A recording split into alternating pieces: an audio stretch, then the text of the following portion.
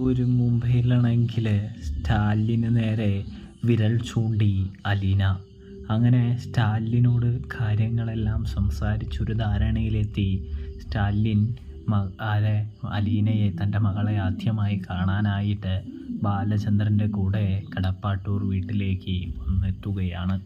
അതേസമയമൊന്നും ബാലചന്ദ്രൻ പറയുന്നൊന്നുമില്ല. വന്നു കയറുമ്പോഴൊന്നും ആരോട്, നമ്മുടെ അലീനയോട് കാര്യങ്ങളൊന്നും പറയുന്നൊന്നുമില്ല.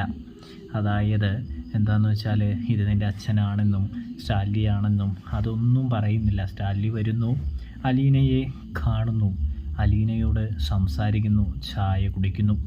ഒടുവിൽ ബാലചന്ദ്രനോട് സ്റ്റാലിൻ പറയുന്നുണ്ട്, ഞാൻ ആ സത്യം തുറന്നു പറയണമോ എന്ന്. ഇതേ സമയം നിങ്ങൾ പറയൂ, തെറ്റിദ്ധാരണകളൊക്കെ മാറ്റി എന്നിട്ട് ഇവിടെ നിന്ന് പോയാൽ മതി എന്ന് പറയുന്നു. അങ്ങനെ അലീനയെ മാറ്റി നിർത്തിക്കൊണ്ട് സ്റ്റാലിൻ മനസ്സ് തുറക്കുകയാണ്. പണ്ട് ആഗ്രയിൽ വൈജയന്തിയിൽ എനിക്ക് പിറന്ന മകളാണ് നീ എന്ന് സ്റ്റാൻലി ജോസഫ് തുറന്ന് പറയുമ്പോൾ നമ്മുടെ അലീനയാണെങ്കിൽ പൊട്ടിത്തെറിച്ചുകൊണ്ട് സ്റ്റാൻലിയോട് ചോദിക്കുന്നുണ്ട്, എന്നിട്ട് ഇതുവരെ എന്തുകൊണ്ട് എന്നെ കാണാൻ വന്നില്ല?